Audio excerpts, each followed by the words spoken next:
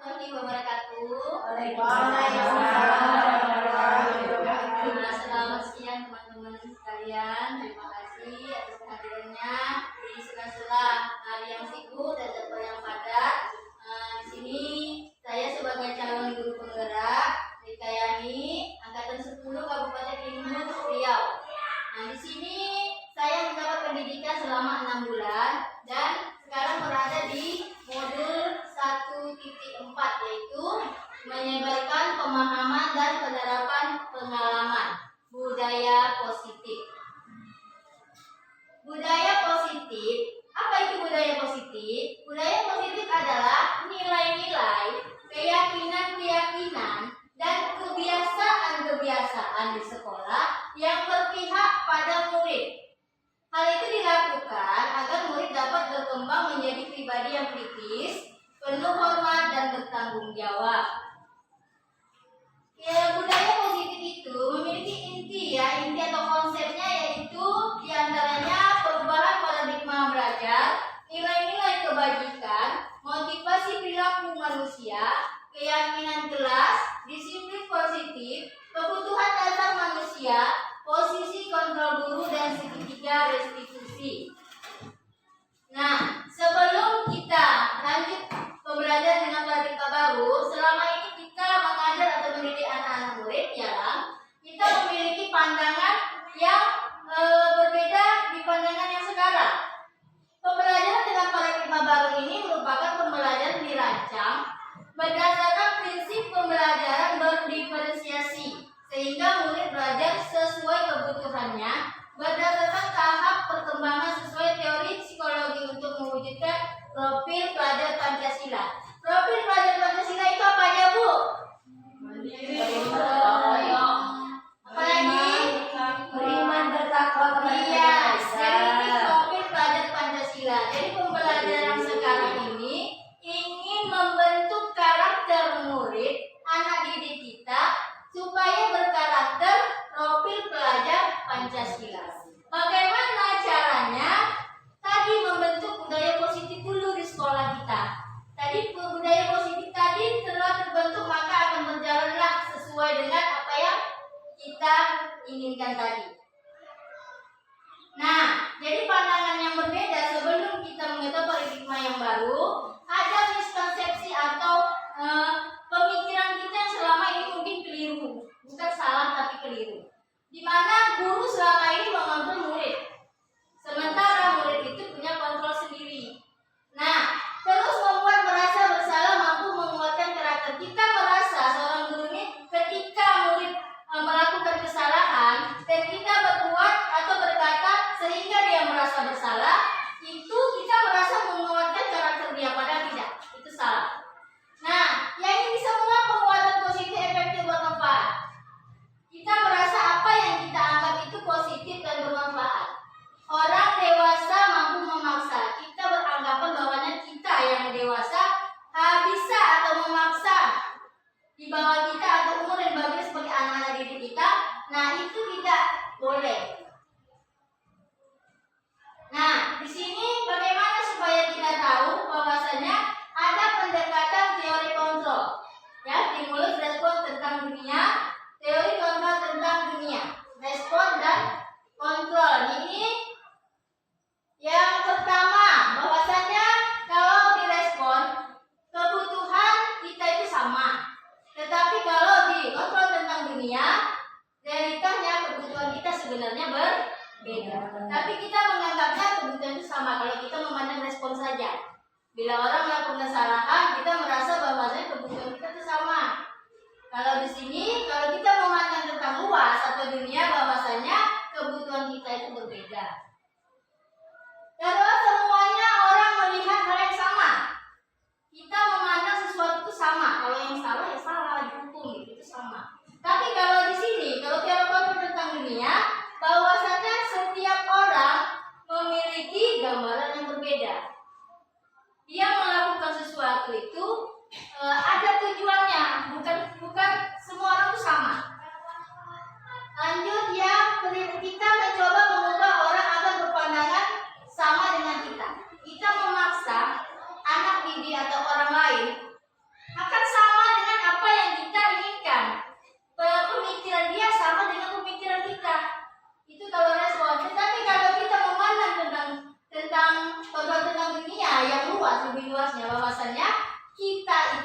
seharusnya berusaha memahami pandangan orang lain tentang dunia. Nah, di sini perilaku buruk dilihat sebagai suatu kesalahan. Kalau respon anak-anak melakukan kesalahan atau perilaku buruk, kita menganggap itu sebuah kesalahan.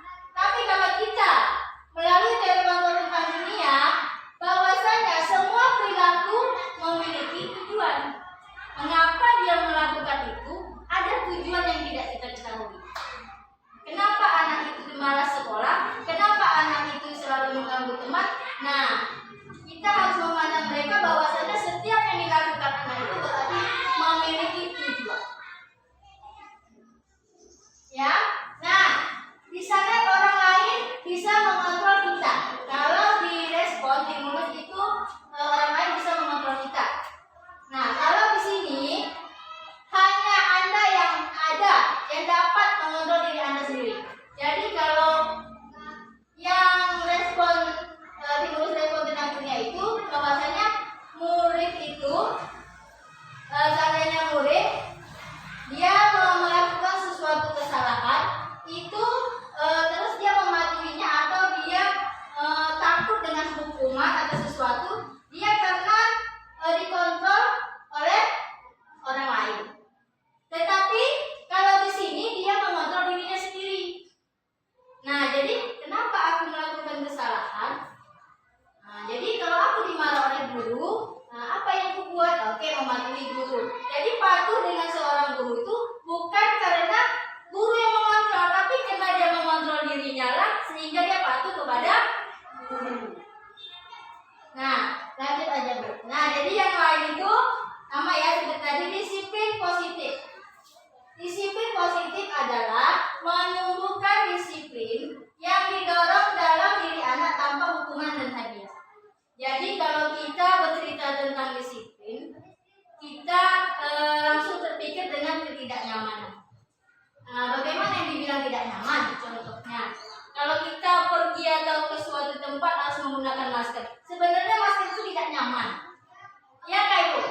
Ya. Tapi kenapa kita memakai? Nah, terhindar dari debu. Kalau disiplin positif itu terlalu menargetkan sesuatu tujuannya yang besar atau universal. Kalau anak-anak mungkin ditanya, kenapa kamu pakai masker? Buat apa? Mungkin dia yang kena peraturan di sekolah sekarang sedang asap. Tapi kalau orang yang bertujuannya universal, dia akan menjaga kesehatan. Jadi makanya disiplin positif itu bagaimana cara kita menumbuhkan ke anak-anak bahwasanya dia bukan harus menaati aturan, tetapi dia membangkitkan dirinya sendiri untuk mengontrol dirinya supaya disiplin. Jadi disiplin itu sebetulnya bukan aturan Bu, melatih dirinya mengontrol emosinya sendiri, menciptakan untuk menuju nilai-nilai kebajikan universal yang tadi, nilai-nilai kebajikan. Jadi kenapa kita pakai masker? Nilai-nilai kebajikannya adalah supaya sehat. Tapi kalau dia tidak memiliki nilai-nilai kebajikan, dia maka berpikir bahwa karena itu aturan, bukan karena sehat, karena itu aturan, makanya dipenuhinya seperti itu. Nah, nilai-nilai kebajikan. Nilai-nilai ini merupakan payung besar dari sikap dan perilaku kita, atau nilai-nilai merupakan fondasi kita berperilaku. Jadi nilai-nilai kebajikan ini adalah sifat-sifat atau perbuatan-perbuatan atau kebiasaan-kebiasaan yang positif, tapi yang datang dari dirinya sendiri, bukan dari orang lain. Jadi anak-anak itu bagaimana menumbuhkan supaya dirinya itu menyadari bahwasanya dia itu harus menaati yang sudah disusun bersama, keyakinan atau kesepakatan, tidak dipaksa. Nah, jadi keadilan, tanggung jawab, kejujuran, bersyukur, itulah salah satunya nilai-nilai dari kebajikan yang akan kita tumbuhkan di sekolah kita. Nah, jadi sebelum kita membuat nilai-nilai positif supaya terciptanya disiplin positif dan akhirnya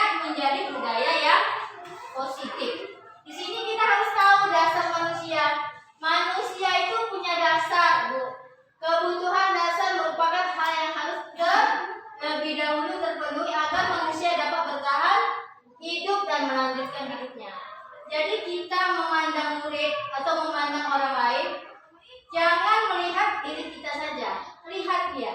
Kita sebagai manusia punya kebutuhan. Yang pertama, kebutuhan bertahan hidup. Yang kedua, kebutuhan kasih sayang dan rasa diterima. Kebutuhan pengakuan atas kemampuan, kebutuhan akan kebebasan, kebutuhan akan kesenangan. Jadi yang 5 dasar kebutuhan ini kalaulah terpenuhi, maka kehidupan ini akan berjalan dengan baik. Begitu juga di kelas tadi, anak-anak tadi. Nah, kalau mereka misalnya melakukan kesalahan, lihat semua sisi. Apa yang kurang dalam hidupnya? Ada sesuatu apa yang terjadi di sana?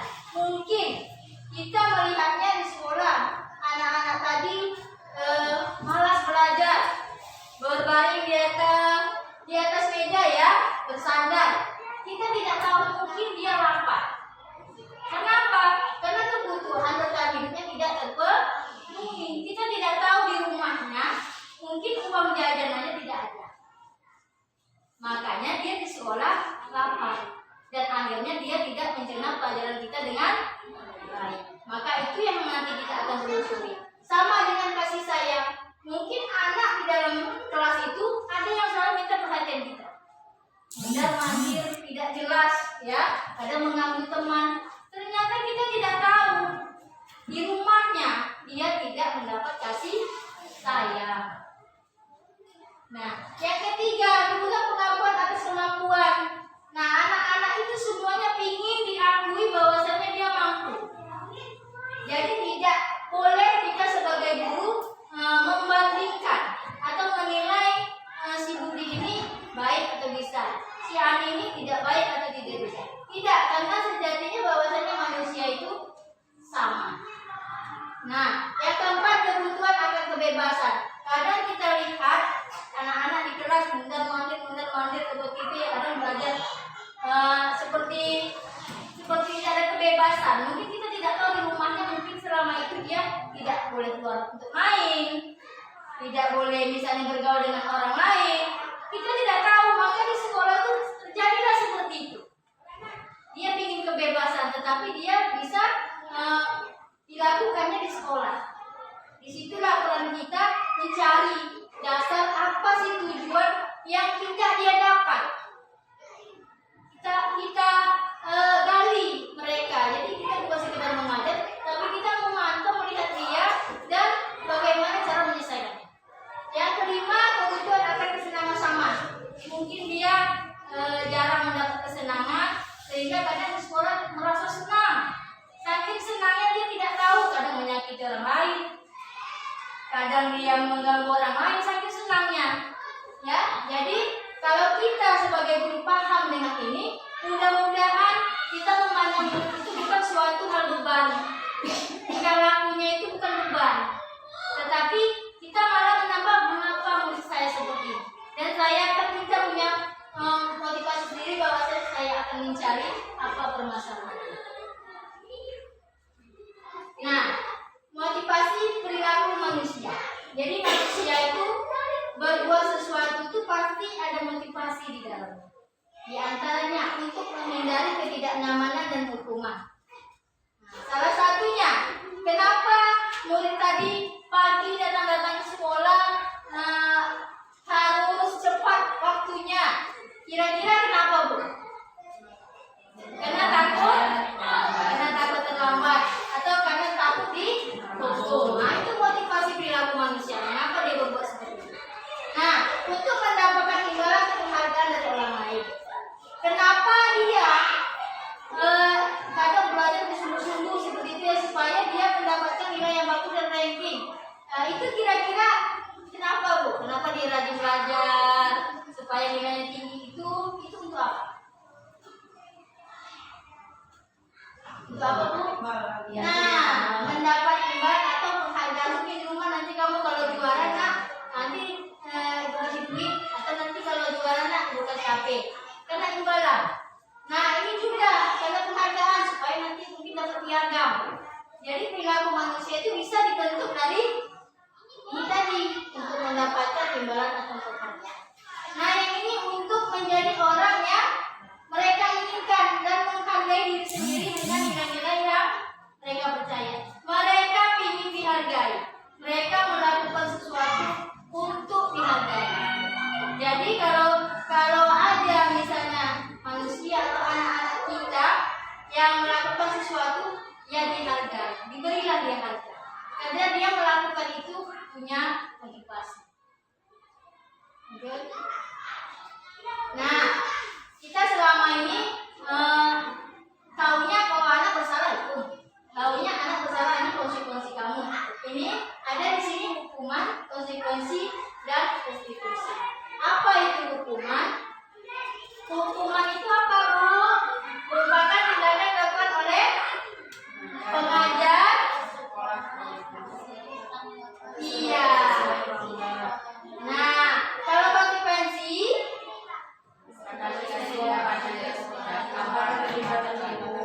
iya. Nah, kalau restitusi, Bu,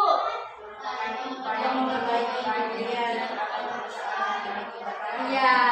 Sekarang tanya ke hati kita, selama ini kita selalu melakukan yang mana? Hukuman. Nah, hukumannya misalnya terlambat apa langsung dihukum. Misalnya ribut langsung dihukum. Tidak mengerjakan tugas langsung dihukum. Ya, langsung yang singkat aja dihukum. Intinya dihukum.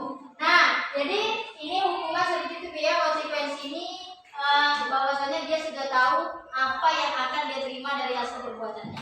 Itu konsekuensi. Nah, kalau restitusi ini upaya memperbaiki kerugian atau kerusakan yang diakibatkan oleh tindakannya. Dia melakukan kesalahan, tapi dia berupaya memperbaikinya. Bagaimana? Ya kita sebagai gurunya memfasilitasi dia itu untuk merubah atau memperbaiki yang dia buat. Nah, di sini hukuman, konsekuensi, dan restitusi ya. Nih, identitas gagal, hukuman ada negatif. Terus hukuman itu bisa berdampak negatif. Bisa juga kalau konsekuensi dia netral. Kalau restitusi dia positif. Nah, jadi kalau hukuman itu seandainya kita menghukum anak, kita kan hanya satu pendapat kita saja. Kita tidak tahu anak itu menerima tidak yang kita hukum. Mereka merasa setimpal nggak dengan hukuman yang apa yang mereka buat dengan apa yang kita berikan. Jadi kadang hatinya memberontak, tapi karena ini guruku, ini perintahnya, akhirnya dia turuti. Nah, kira-kira hukuman itu baik tidak? Kenapa? Karena bisa menggunakan kebenci. Nah, siapa lagi, Bu? Ada yang mau jelaskan kenapa hukuman itu tidak efektif atau tidak ideal? Bisa menimbulkan apa kalau kita menghukum anak?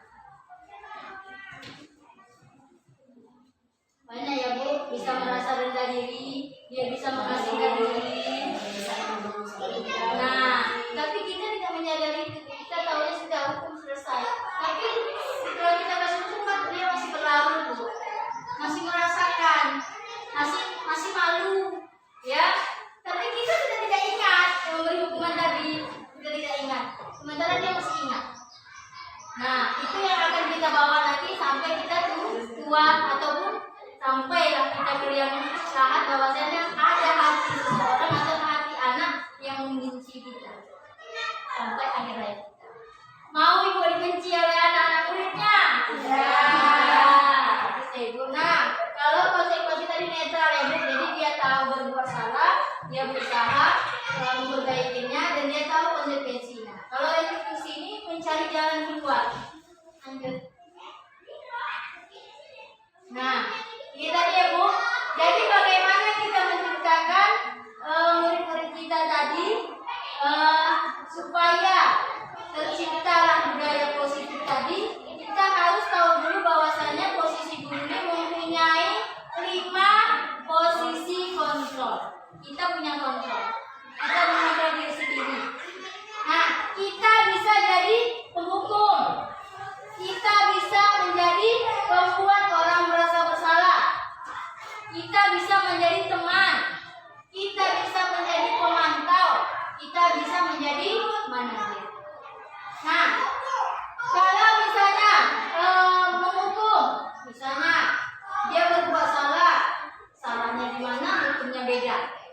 dihukum, sudah selesai. Kalau pembuat merasa bersalah, nak, kamu kok gitu nak? Nggak kasihan sama ibu. Tadi kan ibu sudah capek-capek seperti kamu kok jadi tidak mendengarkan. Timbul rasa bersalah di hatinya. Nah, itu kita sebagai pembuat orang merasa bersalah. Nah, sebagai teman, kita bisa berbicara sebagai teman. Jadi baik-baik saja ngomongnya depan guru. Ya belajarlah biar kamu pintar. Nanti kalau kamu pintar kan kamu naik kelas. Kamu mau naik kelas tidak? Itu sebagai teman. Nah, sebagai pemantau juga mengawasi saja. Misalnya anak-anak tadi di luar bermain, berolahraga, mengganggu temannya. Kita panggil. Nah, tadi lihat kamu pintar main bisa lupa mengganggu teman. Nah, tidak boleh seperti itu. Jadi itu adalah pemantau. Nah, sekarang ada lima nih, manajer menunjukkan tanggung jawab guru, tanggung jawab kita di posisi paling terakhir. Dihukum tidak selesai. Tetap juga anak itu berbuat lagi. Ya, merasa bersalah sudah kita lakukan, tapi tetap berbuat lagi.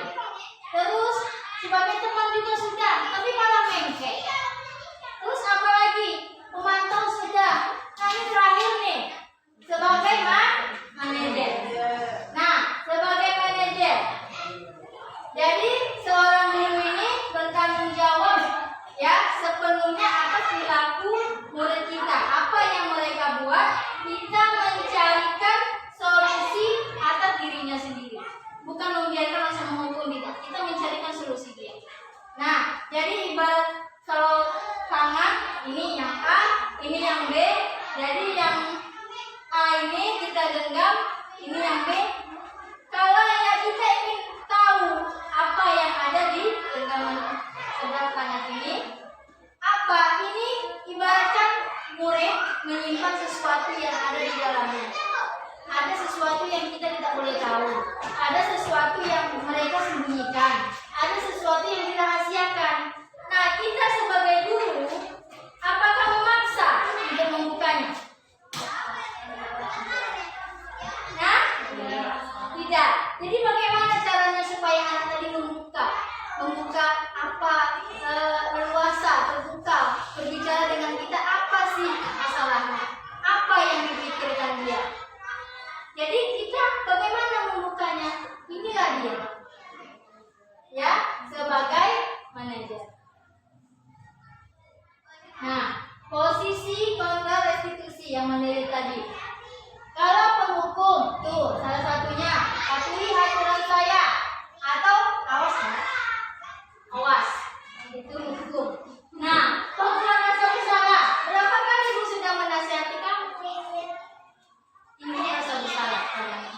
Nah, sebagai teman, ayolah jangan ribut, nanti ibu kena tegur dari kepala sekolah. Pemantau, nih tahu konsekuensinya apa? Misalnya seperti itu ya, dia menumpahkan air di atas meja, kita harus bilang tahu konsekuensinya apa? Dia tahu kok langsung bilang. Nah, dia tahu konsekuensinya. Nah, kalau manajer, apa yang sudah kita yakini? Apa yang diyakini berarti ada nilai yang harus kita yakini sebelum kita misalnya di awal pembelajaran baru kita buat kesepakatan kelas. Kita buat keyakinan dulu. Apa yang kira-kira keyakinan apa yang nanti akan berjalan dan dipatuhi untuk menciptakan budaya positif itu di kelas atau di lingkungan sekolah kita. Nah, ini ya contoh penerapan 5 posisi kontrol guru tadi. Nah, ini Bu, kita bedah satu-satu. Hormat pada bendera selama 15 menit ini hukuman apa pemantau ada teman atau gimana Bu? Hukuman. Ya, tahu dari mana itu hukuman? Ya, karena dia melakukan itu sepihak aja. Guru itu ya tidak tahu apa yang dibuatnya, tetapi tiba-tiba disuruh hormat pada bendera. Ya, karena tidak sejalan dengan hukuman dengan perbuatannya. Harus berapa kali ibu katakan pada kamu nak pakailah atribut lengkap saat upacara, namun kamu tetap saja tidak mematuhinya. Berapa kali harus ibu jelaskan? padamu? Teman, apa tadi pemantau atau sebagai teman atau manajer? Apa Ibu? Sebagai apa ini?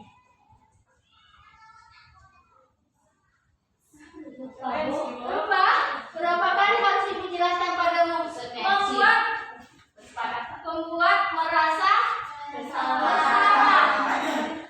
Nah, ayolah ikuti aturan sekolah pakai Ibu dengan lengkap. Nah, itu apa itu? Sebagai apa? Sebagai teman. Kamu tahukah? Kamu sudah melanggar aturan sekarang dan kamu tahu kan konsekuensinya? Teman, memantau. Terus kamu tahu kan kesalahanmu? Bagaimana kamu akan memperbaiki kesalahanmu? Manajer, restitusi.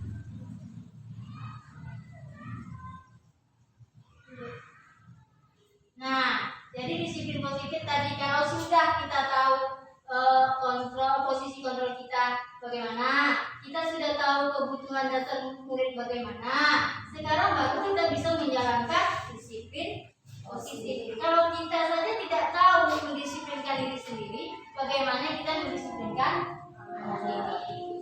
Nah, di sini disiplin ya, suatu pendekatan untuk menerapkan disiplin dari dalam diri anak tanpa hukuman dan hadiah.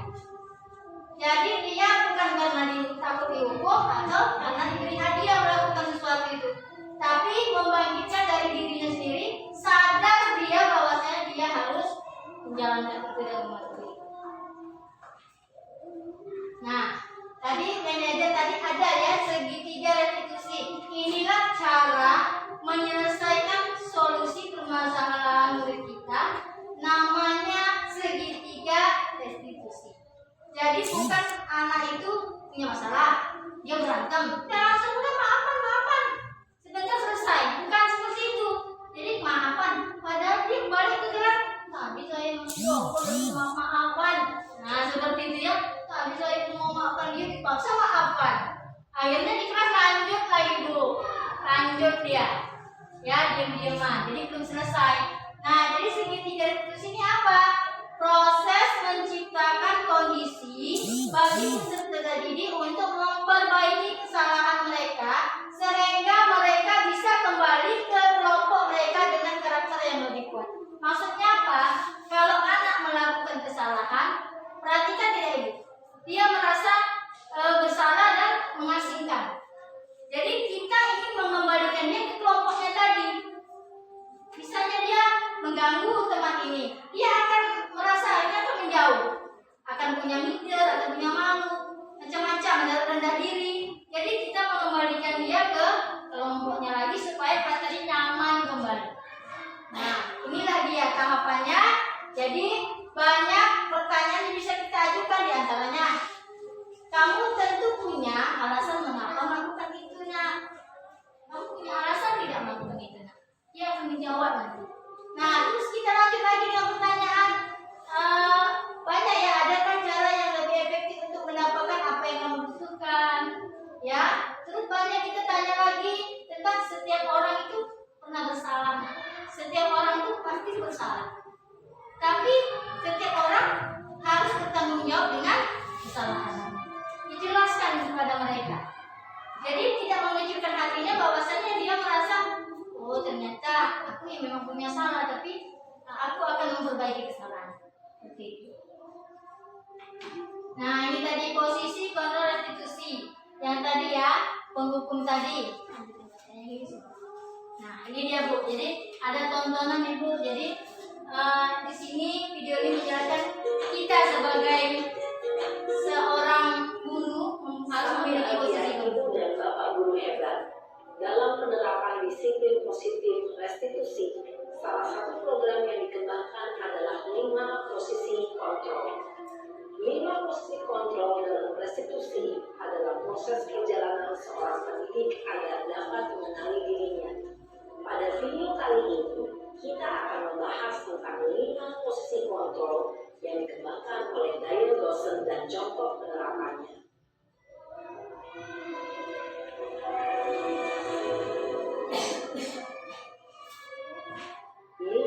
posisi kontrol itu adalah: 1. Posisi penghukum. 2. Posisi pembuat merasa bersalah. 3. Posisi tenang. 4. Posisi pemantau atau monitor. Dan 5. Posisi manajer. Untuk lebih memahami kelima posisi tersebut, mari kita saksikan kasus Naren yang terlambat hadir 20 menit di sekolah dan melihat bagaimana kelima posisi kontrol dalam menghadapi masalah tersebut.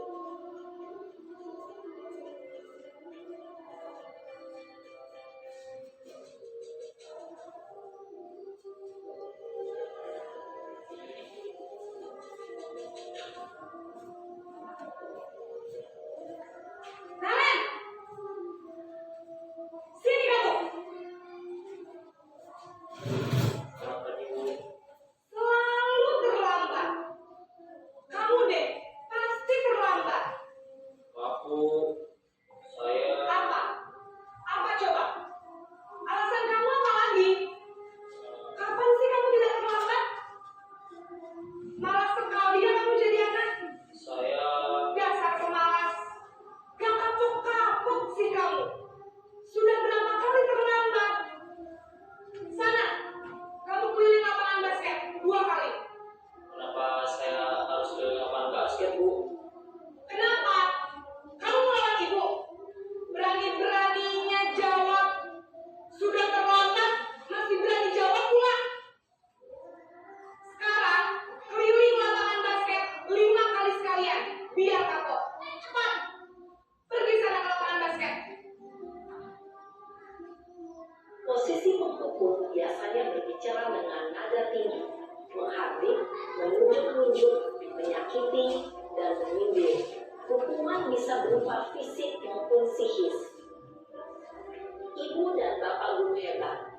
Dampak yang terjadi pada murid ketika guru berada pada posisi penghukum adalah murid cenderung akan memberontak, bahkan menyimpan dendam.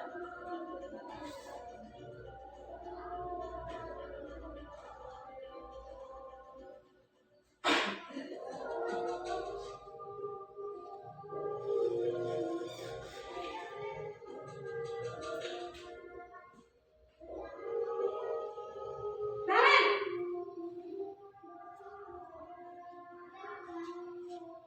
Selamat pagi, Bu. Naren. Kamu kenapa terlambat lagi, nak? Ya Tuhan, Naren. Kamu senang ya bikin ibu susah ya? Kalau kamu terlambat lagi, nanti ibu yang ditegur bapak kepala sekolah, nak. Disangka ibu tidak bisa membina kamu. Duh, gimana ini? Maaf, Bu. Duh, Gusti Naren. Kamu suka ya kalau ibu ditegur bapak kepala sekolah? Terus, sekarang ibu harus tulis apa yang di buku absen? Ini kamu sudah sering terlambat loh. Ibu harus apa coba? Maaf, Bu. Maaf sekali. Ya sudah, lain kali jangan bikin ibu susah lagi ya nak ya. Ibu tidak akan kuat lagi kalau kamu begini terus.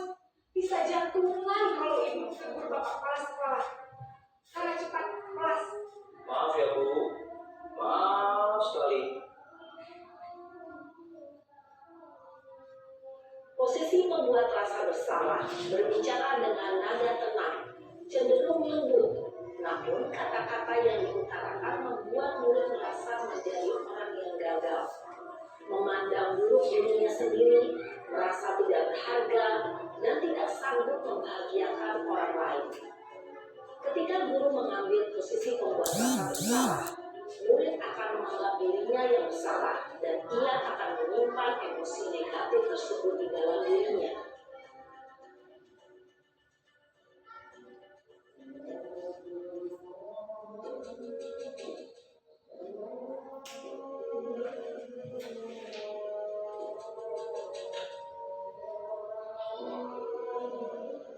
Naren!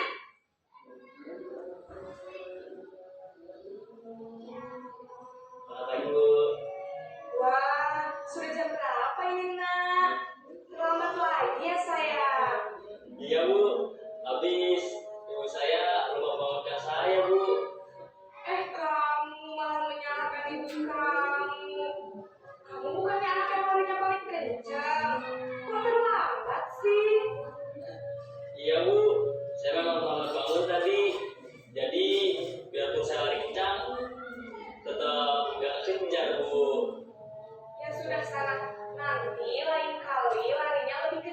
lagi ya, biar gak terlambat lagi. Bikin seneng ibu demi ibu, bisa kan? Bisa lah, Bu. Ya sudah, sana masuk kelas. Ibu beresin urusan absen kamu. Kamu ini ada-ada saja. Dalam posisi teman, guru berbicara dengan nada suara ramah, akrab, cenderung bersenda gurau untuk menjaga suasana tetap santai. Murid akan merasa senang, aman, dan akrab dengan guru. Identitas yang tercipta adalah identitas sukses atau berhasil.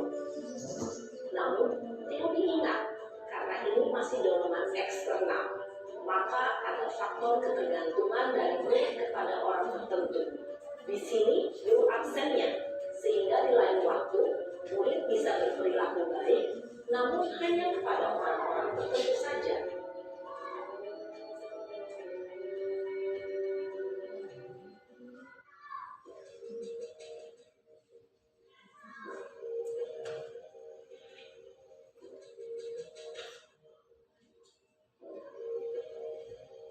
Naren!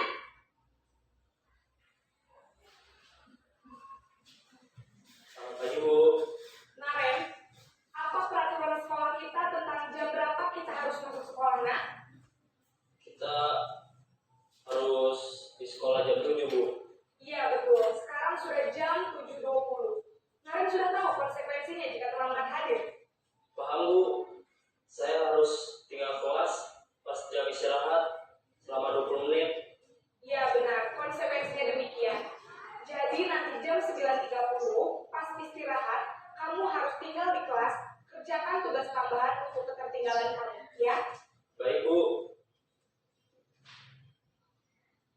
Posisi pemantau mengandalkan penghitungan atau data untuk mengontrol murid. Guru mengarahkan murid berdasarkan peraturan dan konsekuensi.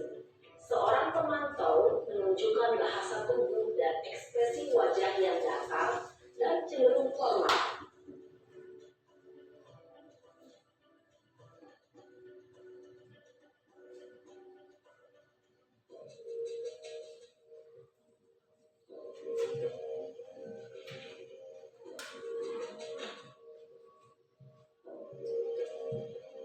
Naren!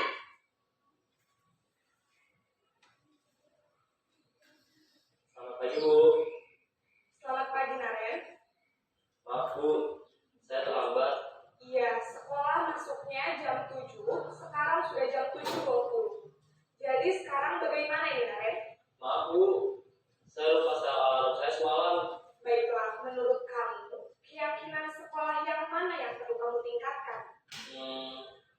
Menghargai diri sendiri dan orang lain mungkin ya, Bu. Setuju. Jadi, apakah Naren meyakini prinsip saling menghormati tersebut? Iya, Bu.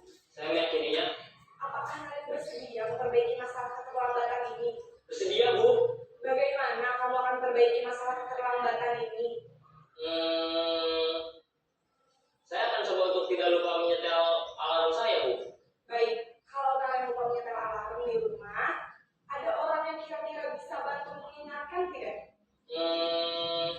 Ada, Bu. Kakak saya, Kak Emma. Ada lagi selain Kak Emma? Selain Kak Emma, ada ibu saya. Baik, jadi yang mengingatkan Naren adalah Kak Emma dan ibu kamu ya? Kira-kira akan mulai setel alarm kapan nih, Naren? Setelah pulang sekolah, akan segera saya lakukan. Baik, jadi Naren akan setel alarm untuk bangun besok pagi dan akan diingatkan oleh kakak dan ibunda Naren ya. Ada lagi yang mungkin perlu dilakukan Naren agar tidak terlambat bangun lagi. Tidak ada, Bu. Baik Naren, terima kasih untuk bersama kamu. Sekarang kamu harus kembali ke kelas untuk belajar. Baik, Bu. Terima kasih. Posisi manajer adalah posisi kontrol yang disarankan untuk membimbing murid memiliki sikap disiplin yang positif, yaitu murid yang mandiri, bertanggung jawab, dan dapat memecahkan masalah. Tujuan dari posisi ini adalah agar murid dapat berefleksi atas tindakannya. Guru akan dengan tulus memberikan pertanyaan-pertanyaan bermakna, sehingga membuat murid dapat belajar dari kesalahannya dan mencari sebuah solusi untuk menyelesaikannya.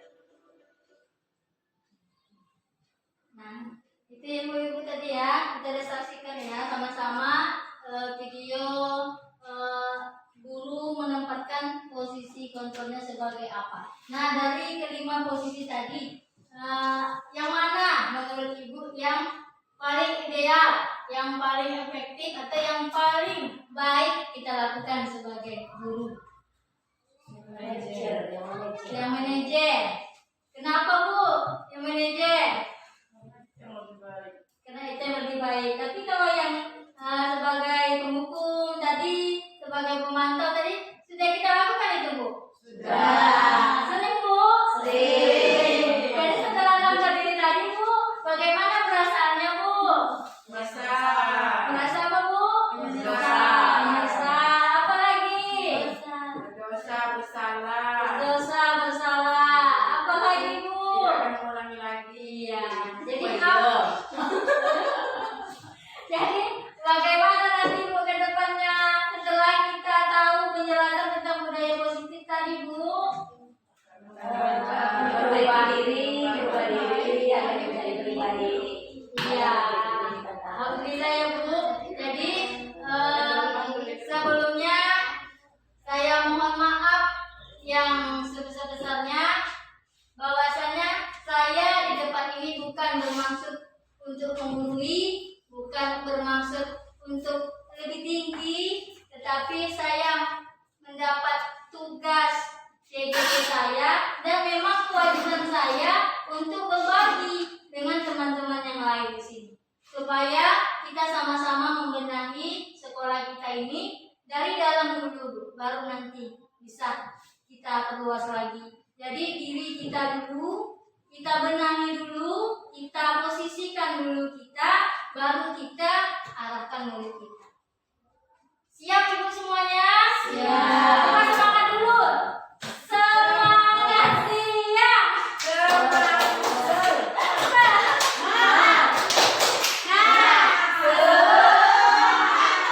Itu namanya semangat. Sekali lagi semangat siap.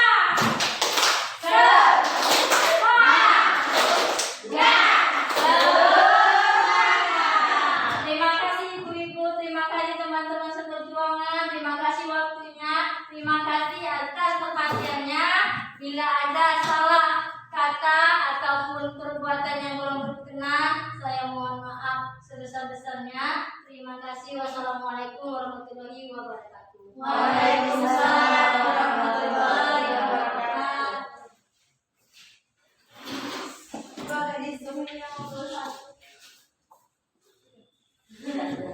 Sampai salam lagi.